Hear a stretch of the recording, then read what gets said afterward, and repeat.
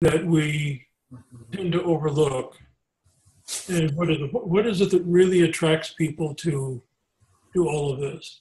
And I think a lot of it goes back to, I remember when I first became interested in Ayn Rand's writings, which was a very good influence on me in the sense that she forced you to answer questions, forced you to deal with questions. And I ended up rejecting most of her ideas, but in the course of exploring, you had to not kid yourself. You had to get into the reality of what it is that your ideas represent.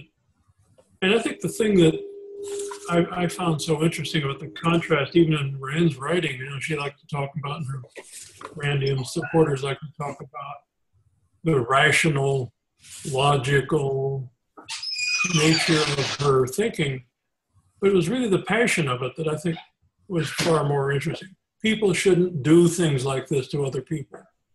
Why? I mean, in terms of reason, you can reason from any premise. It depends on what your premises are. So, to me, the question that's facing libertarian individuals generally is, why should we care about this? I think we just went black. Did we on the? No, I think we can still hear you. Okay, that's very good. There you're back. Okay. Why should we care about this? What is there about individual liberty? What is there about inviolability of property boundaries? What is there about respect for promises that we make to one another? Respect for liberty and things of this nature. What is there about that should attract us? Is it some kind of deductive reasoning that's going to answer that question for us? Or does it go deeper than that? And I was suggesting that maybe in this talk that I had given, the one that Hannah's referring to, which is available, by the way, at lewrockwell.com. If you go down to the author's spot there and find all the stuff I've written, you would find it there. I think it was in it was in 2003, if my recollection is correct. What I was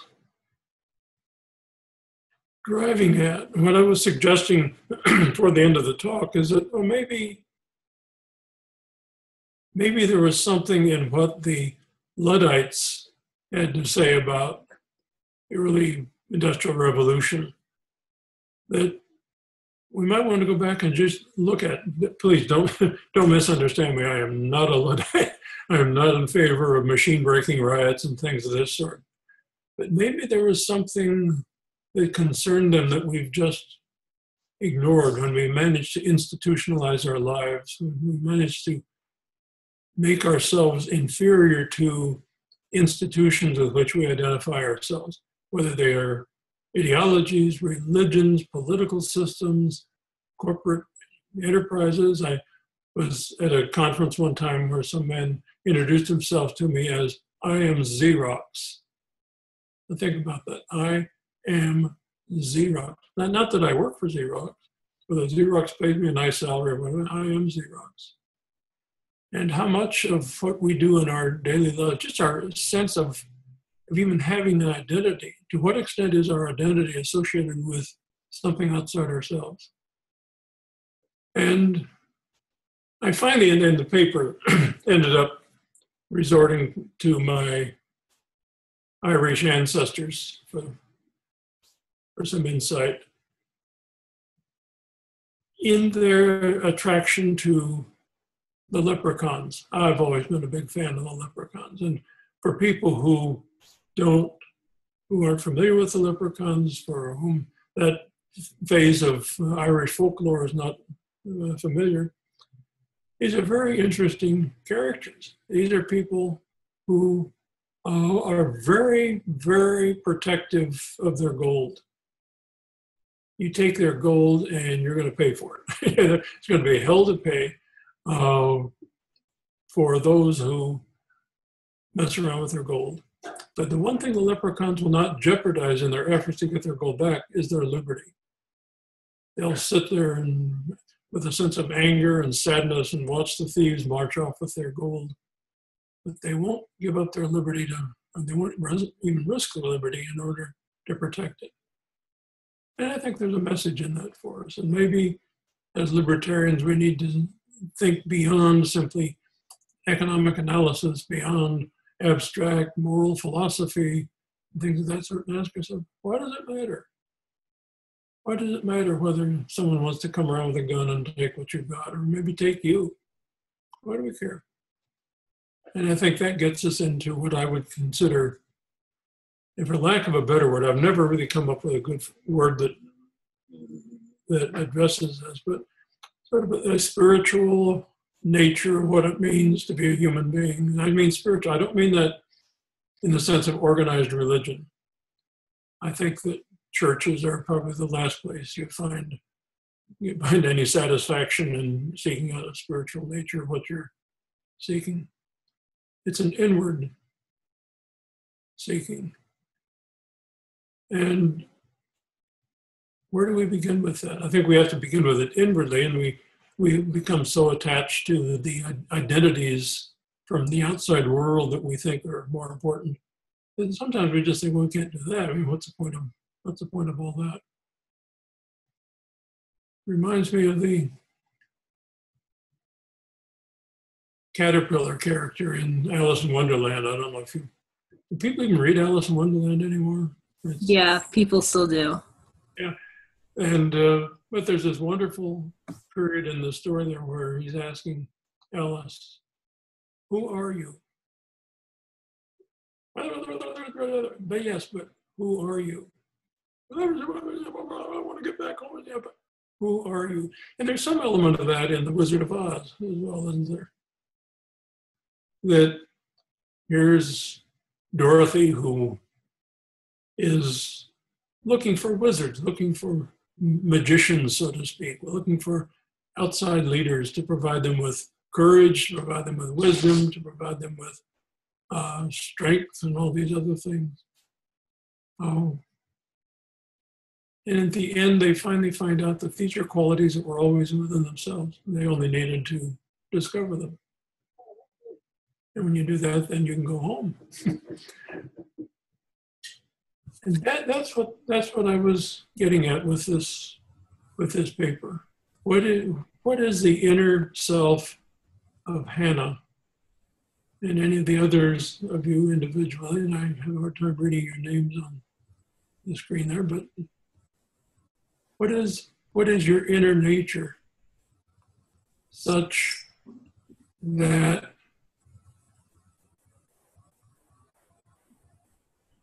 it is you, it is the inner you that needs to be liberated from all of this outside stuff. I don't know that. How does one pursue that, Butler? That's right. Oops, here we go. Well, that's the question. Where do we begin? We are so unaccustomed to that. See, are we still connected? Yeah, we're still connected. I don't know what's wrong. There we go.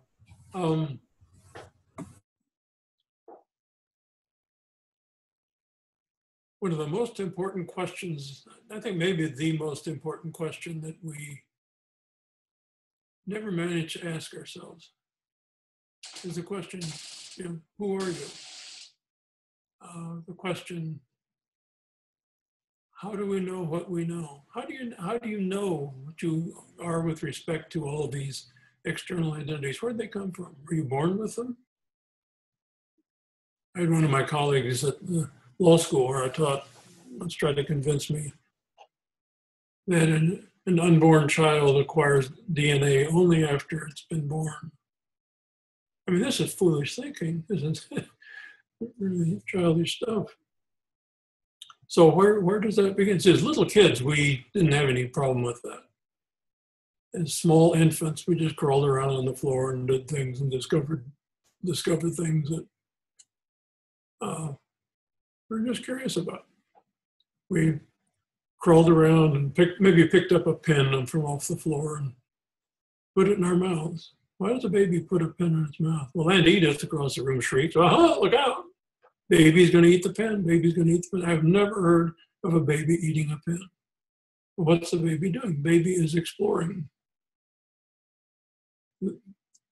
It's found out that in the world that there are we have certain senses. One of the most powerful ones as a small infant is the sense of taste. People put things in their mouths. If it tastes good, they want more of it. If it doesn't taste good, they want less of it. And so here's Aunt Edith across the room shrieking, "No, let's cut off that experience." And the kid just wants the experience. The kid wants to learn from their own experience.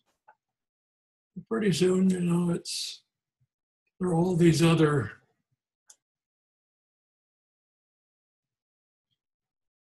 I don't know if demand is the right word. All these other expectations that other people are going to impose on the kid that are going to help the kid define his sense of reality.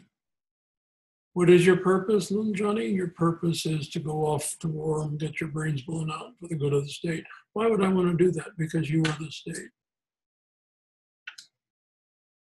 Or you can see the same problem arising in other institutions that we identify with. Religious institutions, corporate institutions, philosophies, ideologies, and so forth.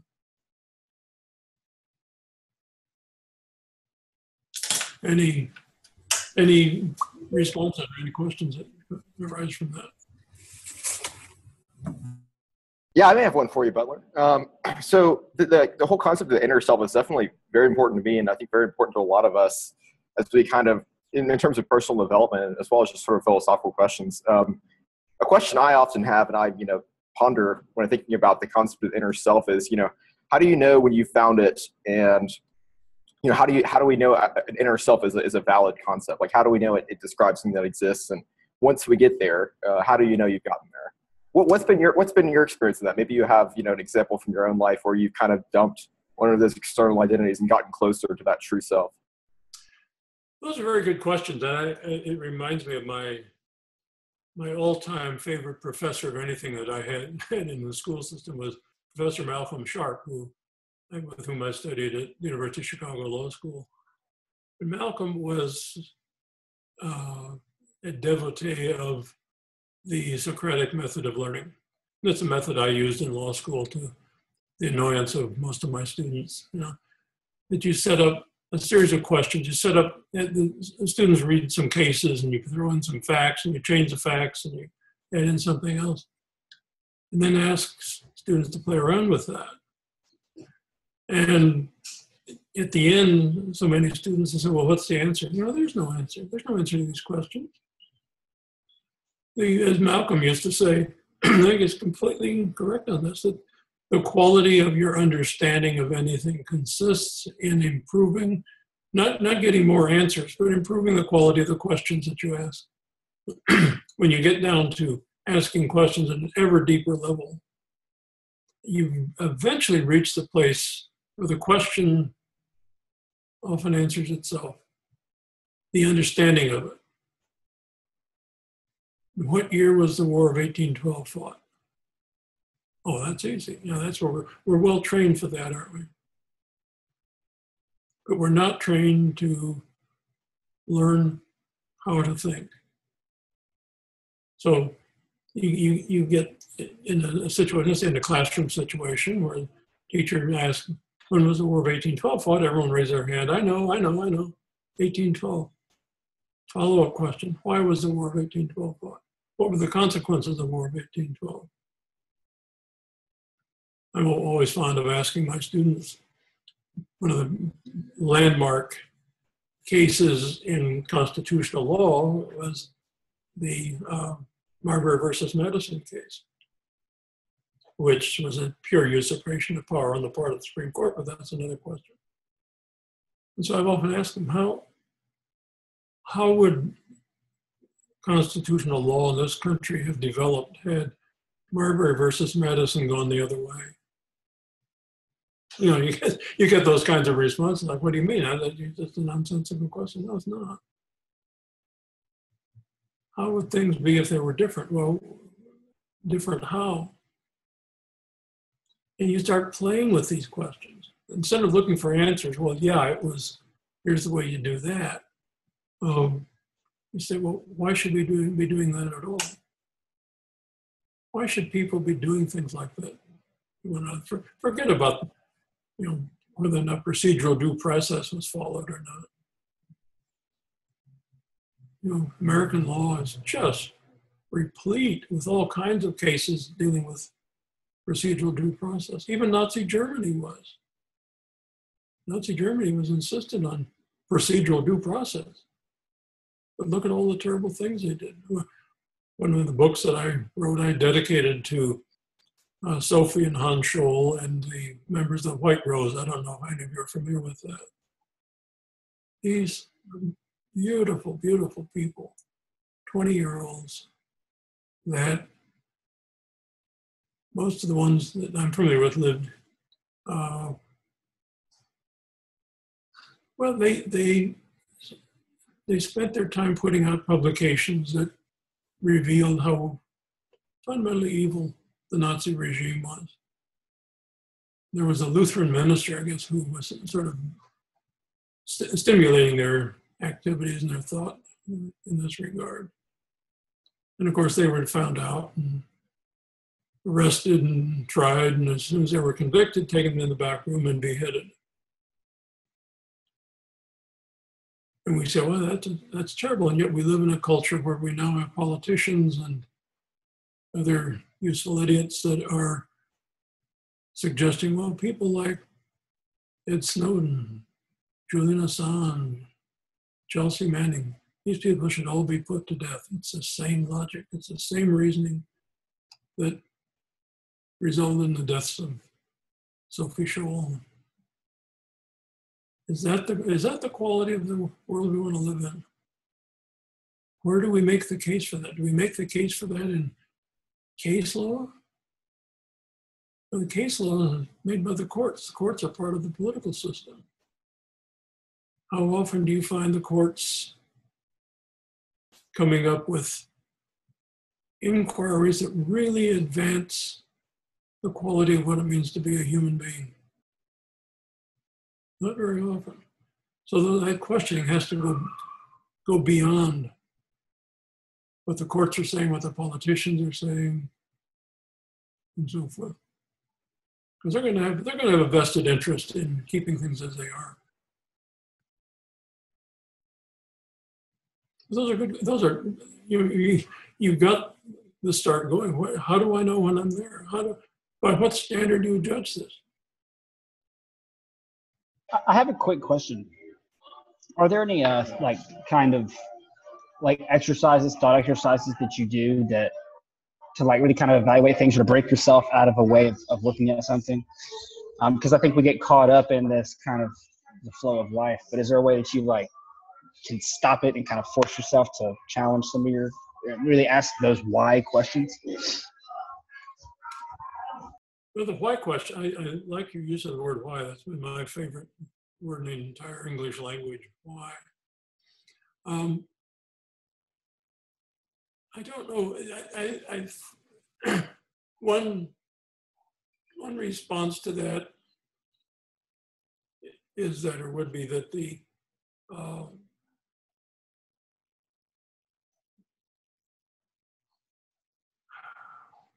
well, I was going to go in a different direction, but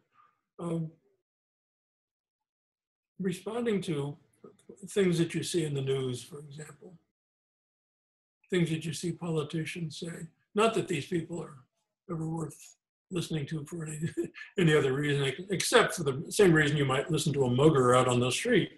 Well, okay, you've got that gun, you're pointing at my back, so what is it you want to do so that I don't have to get shot? And to move beyond that in your own thinking. Is this right? Is whatever the institutional system is. And this was the sort of the thrust of my first book, the Calculated Chaos book, which I wrote oh my God, It got published 32 years ago. I'm not that old. But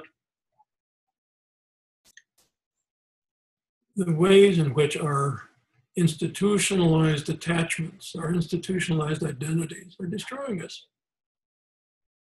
They're destroying us. Can you cite a few of those examples from your book? I'm sorry, do what? Can you cite a few examples of from your book about how some of those institutional identities are kind of wearing away at us? Well, the political system, for one, is the most obvious one. It's not the only one, but the most obvious one. You identify yourself with the state. Well, what does the state want from all of that? They want everything you've got.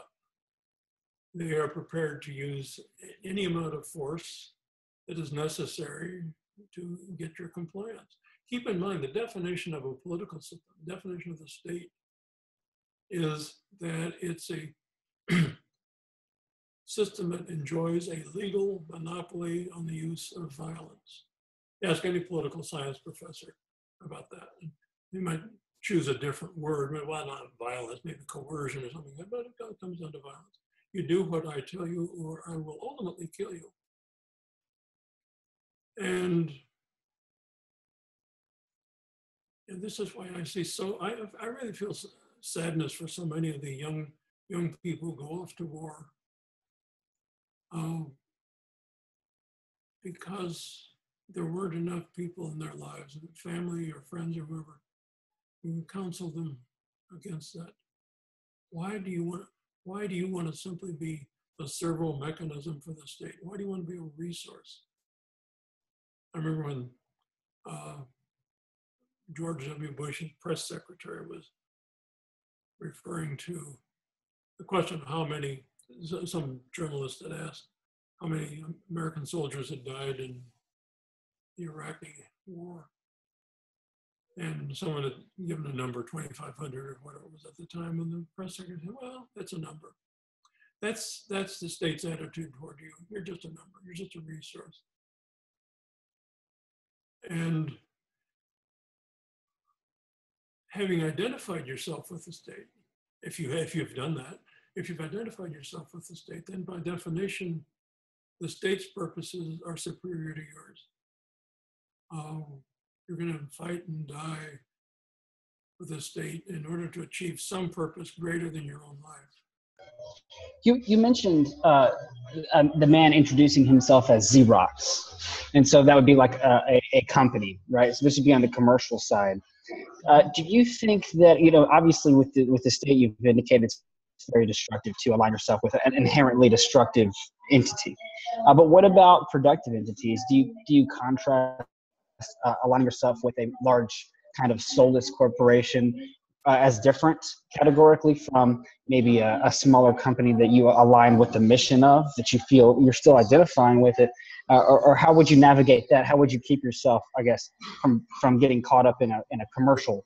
Well, one of the thoughts that comes to mind on that goes back to Leopold Kohr, K-O-H-R. If you ever have a chance to read some of his works, Breakdown of Nations is one of them. And Kohr developed what he called the size theory of social misery. So whenever something is wrong, something is too big.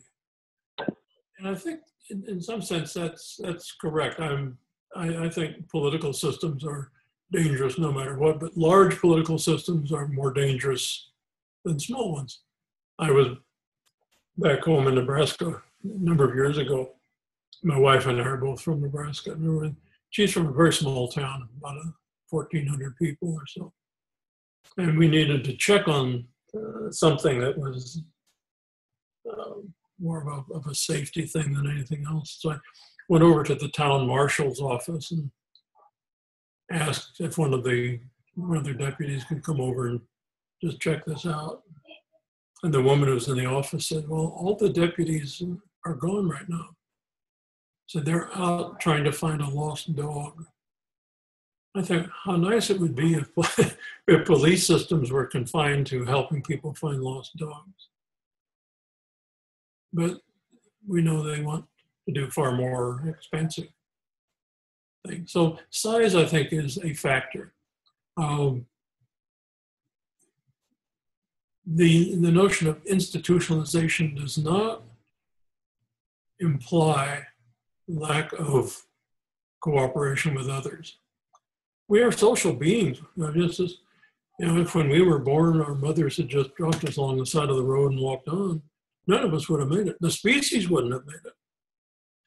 Instead, a family organization or some other form of organization arises that takes care of us, feeds us, clothes us, protects us, and so forth. Oxytocin arises within the mother at the moment of birth. This is very interesting stuff. It's kind of fun to ever be around a woman at the moment of birth and to see that look of, oh my God. It's a hormone that kicks in that is often called the love hormone. I gotta take care of this thing. I gotta take care of this person who maybe a few hours ago I was regretting having to bring it into the world. I'm gonna change, I'm gonna back off from all this. Well, you can't, it's too late for that. Should have thought of that 9 months ago. But we depend upon others. We depend upon others economically. An economic system arises when 2 or more people are able to exchange their surpluses of production in areas where they have, you are marginally better at growing corn than I am at catching fish, let's say. So you grow corn and I catch the fish and we exchange. We exchange our surpluses. Just take a look around where you are right now, including the things that you're wearing. There's none of this stuff. This computer that we're playing around with, the Skype system we're playing around, I couldn't have created that. I doubt that any of you could have created it on your own.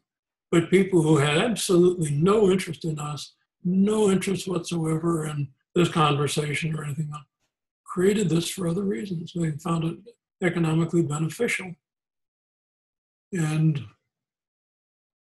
it's like the people who we rely upon the most, the people who've been the most productive of the values that we need to live on, the people who don't even know they're doing it. So how do we find those people? Albert J. Nock wrote an interesting book, Our Enemy, the State.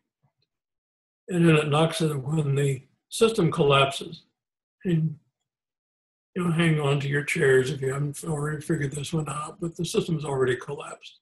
Western civilization is finished, not just in America, but Europe. Europe is falling apart. Good, wonderful. What's going to replace it? Well, we know from prior history that when a man by the name of Gutenberg invented movable type, that just that simple act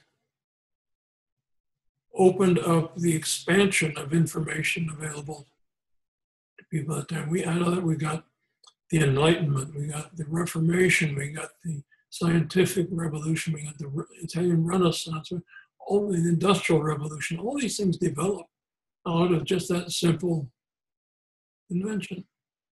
Well, where are we now? We're far beyond that. We now have the capacity. Pay attention to this if you haven't thought it through. We have the capacity as individuals, each one of us, to communicate directly with every human being on this planet, all 7 billion people. We have that capacity, provided 2 things. One, each one of us has a computer. And secondly, all these other people are interested in communicating with us. They may not be. They may say, how the hell with you? How are you of any interest to me? How are you of any benefit to me? But this scares the willies out of the established order. They can't deal with that. And you're seeing that right now in the political foolishness that's going on in this country. I'm having so much fun with all of this stuff. Well, it's going to be Trump, or it's going to be Bernie Sanders, it's going to be Hillary. Oh, inquiring minds want to know. No, it's going to be far beyond that. People are going to walk away from this system because they finally realize what it's about. It's about the structure. He said, I don't want to be destroyed. I don't want my children to be destroyed. I don't want my grandchildren to be destroyed. Is there a better way of doing this? And I think the better way of doing it is to begin by asking, what have we identified ourselves with? Why have we done this? Why do we look outside ourselves for some kind of purpose, meaning, and so forth in life?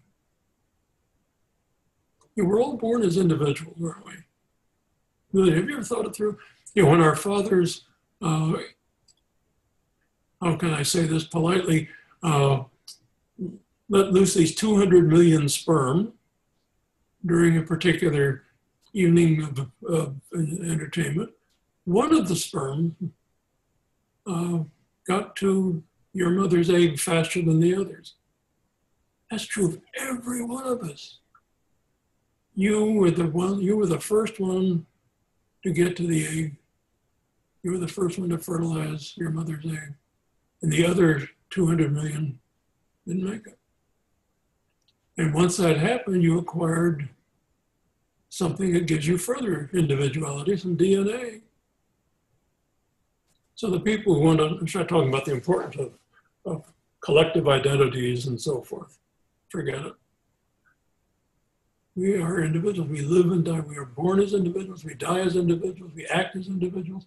We bleed. We hurt. We cry. We have joy and happiness. And we are creative, whatever it is, as individuals. I've been fond of saying that civilizations are created by individuals. They are destroyed by collectives. And that's what we're going through right now. So where do you reverse the process? Albert J. Nock, I said in his wonderful book, said that when the civilization collapses, there will be what he called the remnant.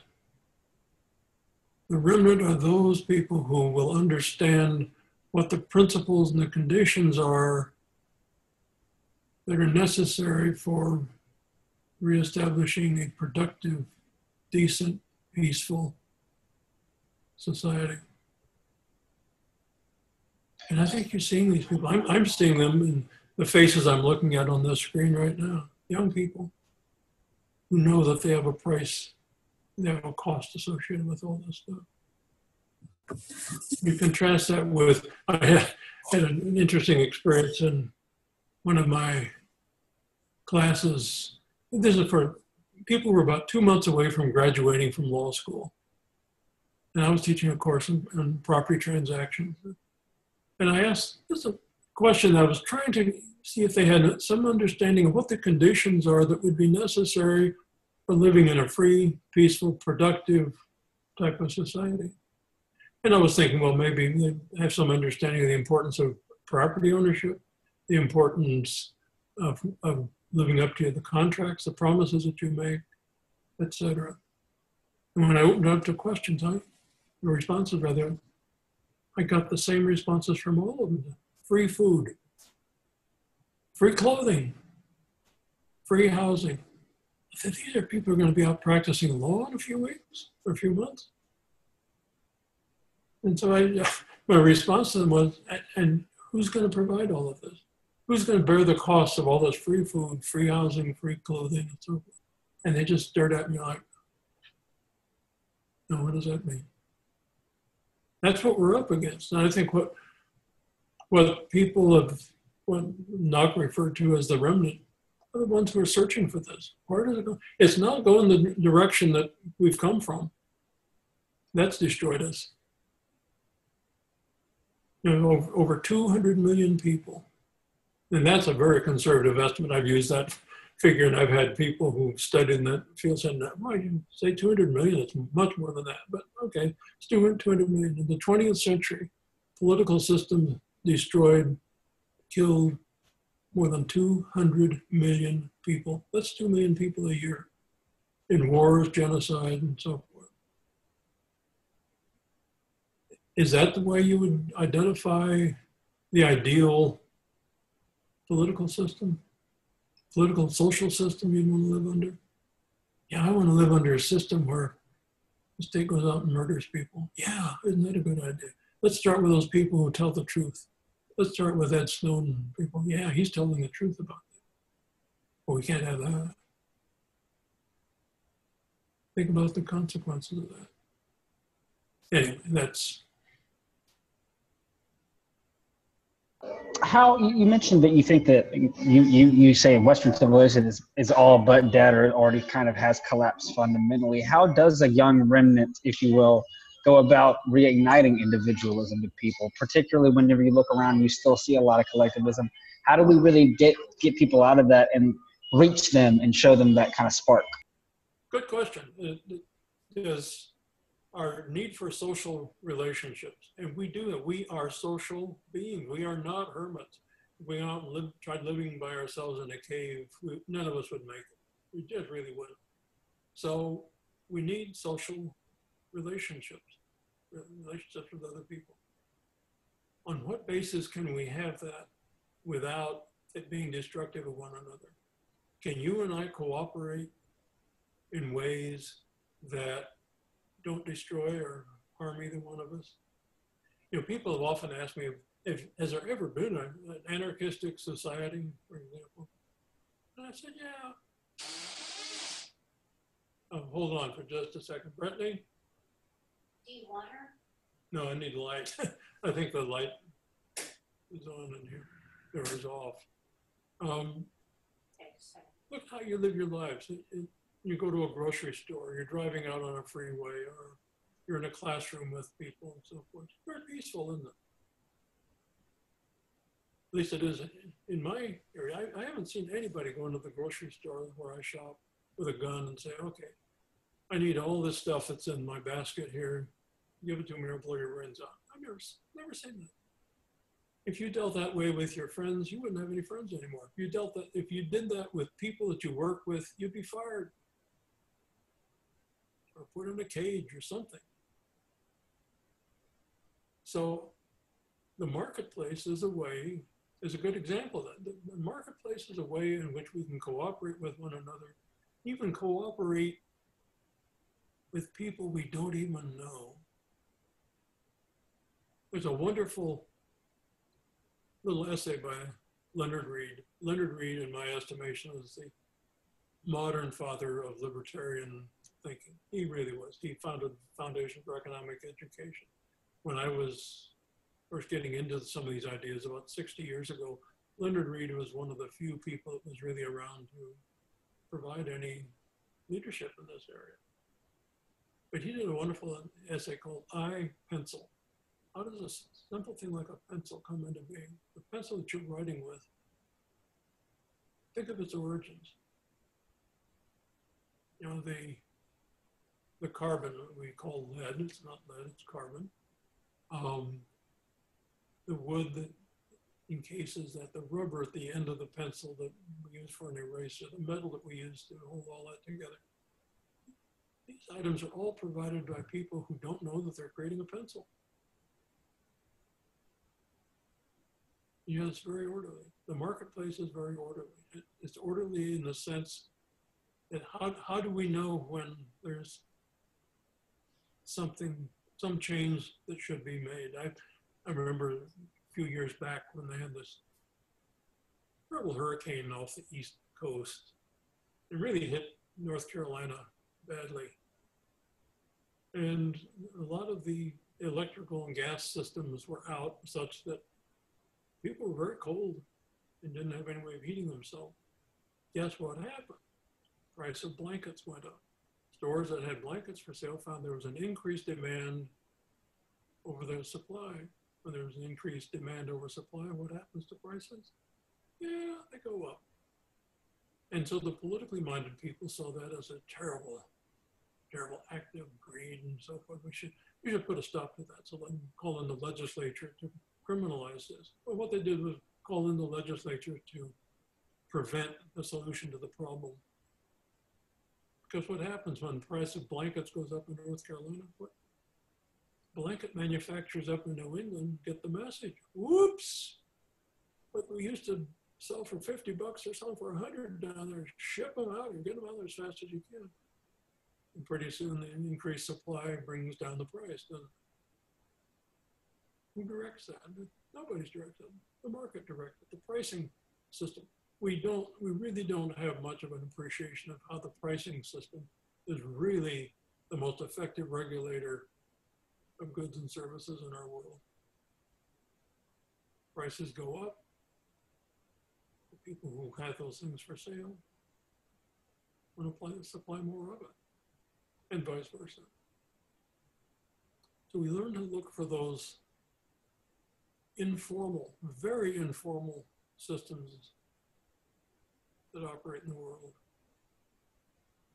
Even in tragedies, I remember we lived in Omaha years ago. Omaha was hit by a very bad tornado, very destructive. And the day after, they hit at night, and the day after, here were people just showing up in the particularly damaged areas with power saws, pickup trucks, backhoes, all kinds of things to help bring those neighborhoods back to some semblance of order.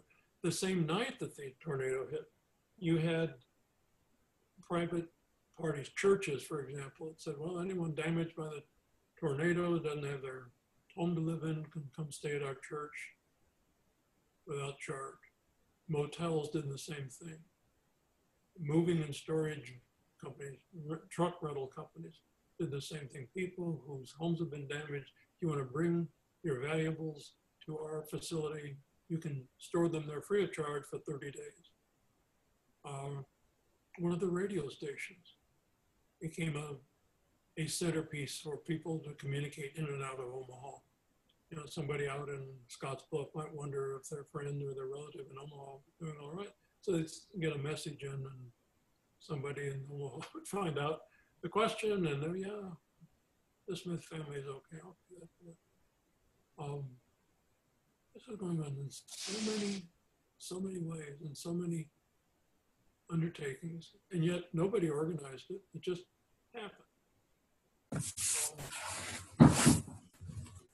Butler, Yes, but I would like to turn the conversation a little bit. I have a question that I came into this call wanting to ask you. I'm going to read you a paragraph from your article, A Cost-Benefit Analysis of the Human Spirit, and then I'd like to hear you elaborate a little bit on it, because this was one of the concepts that I found most interesting. This passage comes fairly early on in the essay. all right. I'm quoting, "One of the many unintended consequences of our commercial and industrialized civilization has been the ever-widening division between the physical and the spiritual nature of what it means to be human. This division began as early as Descartes, whose mind-body dualism helped us accept such a division as our basic nature. Had we been a bit more attentive, we would have become aware that it was such spiritually driven periods as the Renaissance, the Enlightenment, and the scientific revolution that fostered the discoveries and invention that blossomed during the Industrial Revolution. Most of us have forgotten how our imagination, intuition, passions, sentiments, dreams, emotions, speculations, and unconscious forces have been principal contributors not only to finding a sense of meaning in our lives, but to improving our material well-being." Can you talk more about this concept? God, that guy can write, can't he? Yes, he can. Anyhow, no, but it goes back to the point that I've often made. That I think that we are all driven by a need for either spiritual or religious, and I mean those in lowercase letters, lowercase s, lowercase r. I'm not talking about organized religions. I think they're doing something different. But I think it can include that for some people. That we have a need for transcendence individually. We have a need for transcendence, a need to connect up with the rest of the universe in some fashion. And this may include trying to find out, what is creation all about? How did it come about? I'm often quizzical of people. I'm very much of an agnostic with regard to everything, particularly religion. But I've asked people who are religious, who take a Genesis-based definition of the origins of the universe. People who are supposedly just plain scientific said, take the Big Bang Theory and put it alongside the book of Genesis and read them, and then tell me what the difference is. In the beginning, well, there was nothing, and then all of a sudden, bam, let there be light. I don't know. Was I around at the time? Well, there are some people say some material form of iron and copper, calcium, and things of this sort. Maybe I was. But how would we find the answer to that? How would we find the answer to how we connect up with the rest of the universe?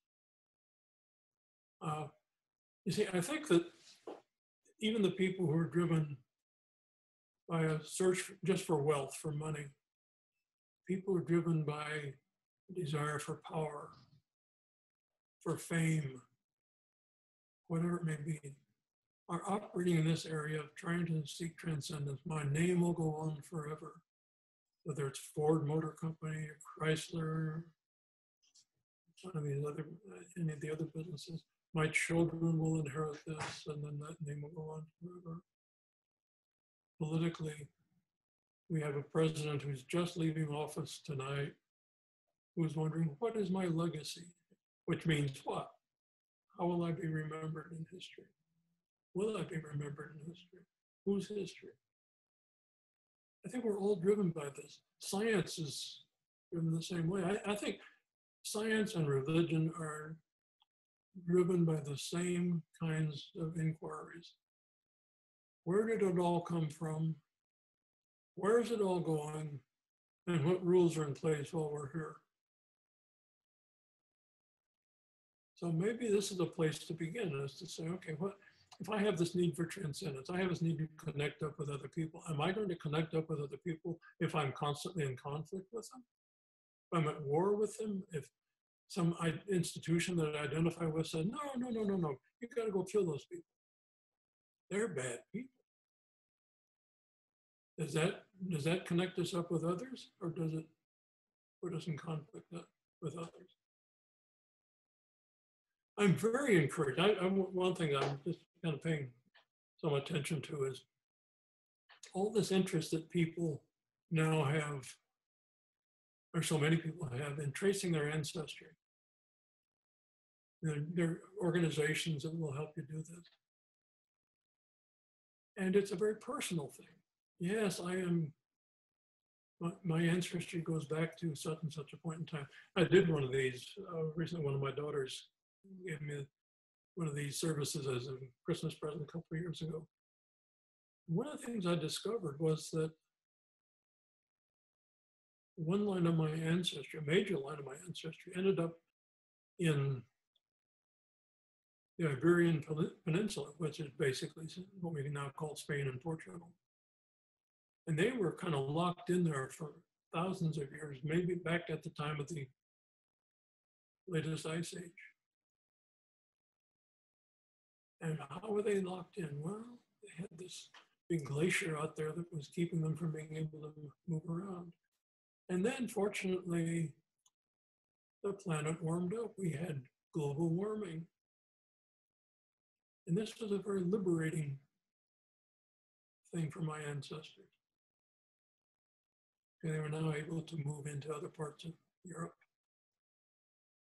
I've always been amused at asking the people who see climate change and global warming as some sort of an evil force. Why? Well, the planet's getting warmer. So what? My Iberian ancestors from 10,000 or so years ago thought that was great. They didn't even have SUVs to cause it. Butler, this is incredibly ironic that you bring this up, because the article that I initially emailed you about, this was the topic you were talking about. So I feel like in my conversations with you, we've come back around in a circle, which is fantastic. I want to ask you one more question before we wrap up.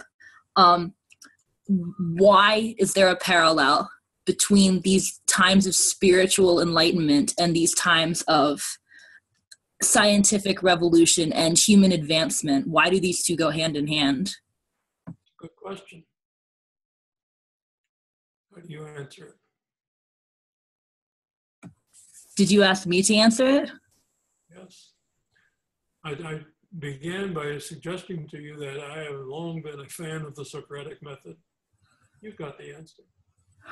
I had a student in one of my classes one time years ago, and I had this big hypothetical going in class and so forth. And I asked her, okay, how do you think a court would resolve it? And she just immediately said, I don't know. And I said, well, if you did know, what would your answer be? And she proceeded to develop a fairly decent answer.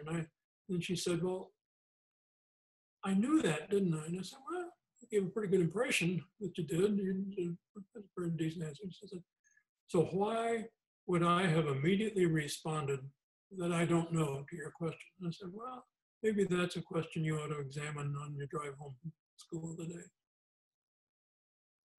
The questions, one of my favorite quotes is from Milton Mayer. He said that the questions that can be answered aren't worth asking. How far is it from Los Angeles to San Francisco? Who cares? That's the kind of question I'm not going to sit around and worry about any more than I'm going to be concerned about who's going to be on Dancing with the Stars this week. It's a question to get under your skin and just gnaw at you and gnaw at you, and you keep exploring, and you go deeper and deeper and deeper into the question itself. That's where the fun is. It really is. Fun isn't an answer. You want answers? And the politicians and others have got all kinds of answers. But they've also created the destructive environment that we say we just have to have. Can't live without it. Butler, I hate to wrap this up, but I've already kept you longer than the time you promised us. So I'm going to let you go, but thank you so much for joining us tonight. This has been fantastic. If you want to do this again, let me know. I will definitely be in touch. This was amazing. I've always said that to me it was always fun to go into the classroom and play with the kids. It's always been a high spot of. I mean that. I'm very confirm that going into a classroom and playing with kids to me is. If you ever want to do it again, let me know. I will let you know. Thank you so much. Okay. Thank you. Thank you for participating. Appreciate it.